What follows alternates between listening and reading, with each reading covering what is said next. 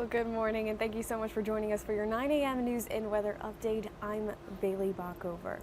If anything, we know that it is hot out there, and while we do not, I'm filling in for Charlie Ironmonger this morning.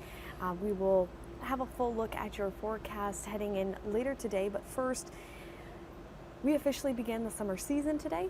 We'll remain near average as highs will be in the mid to upper 80s. That heat index is going to be in the low 90s, but a north breeze will make it feel slightly comfortable, but I know that humidity is going to feel like unbearable at times. But let's take a look at your 8-day forecast and what we're looking at here. High of 87 on Friday, 20% chance of showers. First alert weather days heading in Monday through Wednesday, looking like those heat indexes are going to stay up into the triple digits. Might be unbearable at times. It's looking like it's going to be pretty hot out there, so make sure you are hydrating and staying very vigilant on your sunscreen protection. But for now, the AAA has projected 72.2 million people will travel at least 50 miles or more from home over the 4th of July week. That is a lot of people. I feel like every year it just keeps seeming to top it the year before. But this year's domestic travel forecast is an increase of the 1.7 million travelers compared to last year and 7 million more than in 2019. By car, they're predicting 61.6 million people will travel. That's a 2.2% increase over the last year. By air, it's increasing by 8%.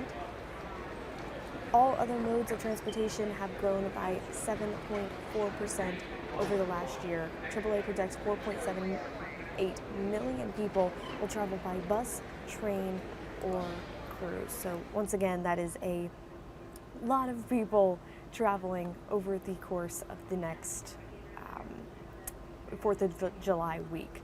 Well, now we want to spotlight an anniversary that happened today, and that is, of course, Jaws. So let's take a look back.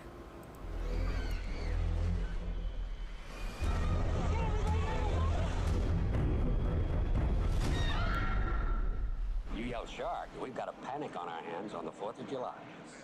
After 50 years, you probably thought it was safe to go back in the water again. Well, Jaws is back and celebrating its golden anniversary. Director Steven Spielberg has recorded a new introduction for the 1975 classic, which is now streaming along with its sequels exclusively on Peacock. A special 50th anniversary edition is also now out on 4K Ultra HD, Blu-ray, and digital. The Academy Museum of Motion Pictures, the world's largest museum dedicated to movie making, is thrilled to announce Jaws, the exhibition. LA's Academy Museum of Motion Pictures is launching the largest exhibit ever dedicated to Jaws in September. There are over 200 objects that will be on view in this exhibition, and we've been working in close partnership, of course, with Steven Spielberg, so we can tell behind-the-scenes stories in a way that the public has never experienced before.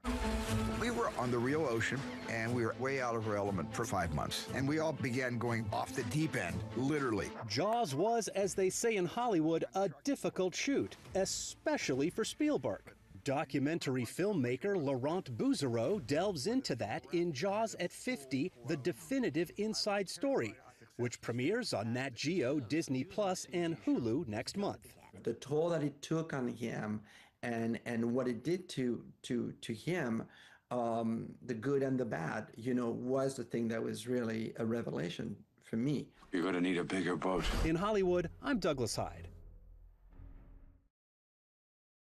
It really is such a classic, and it's one that if you are interested in watching it again, or if you've never seen it, it will be airing on NBC News tonight. But for now, this morning, a new deadline for President Trump to decide on whether to order a U.S. airstrike targeting Iran's nuclear program. Let's take a look at the latest.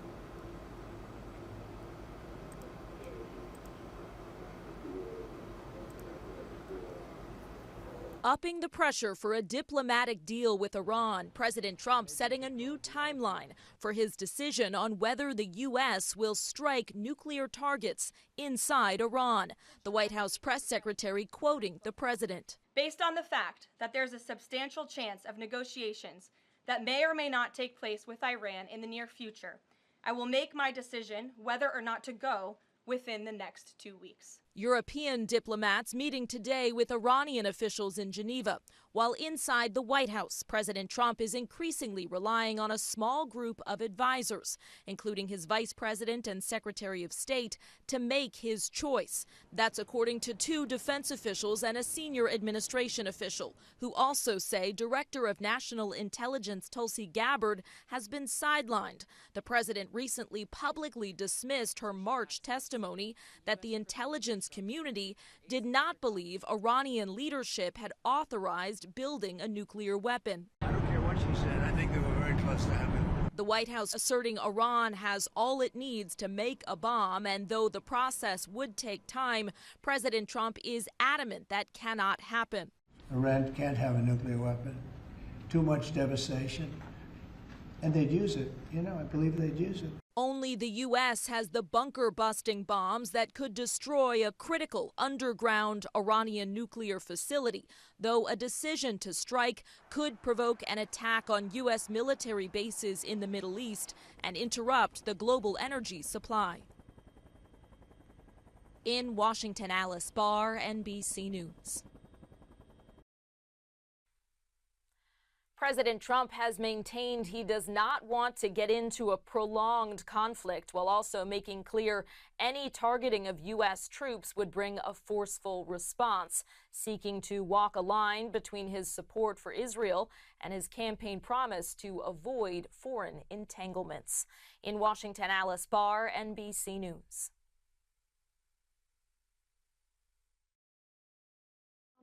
We will have more news and weather coming up on the 10 o'clock hour at our First Alert desk. Thank you so much for joining us and have a great rest of your day.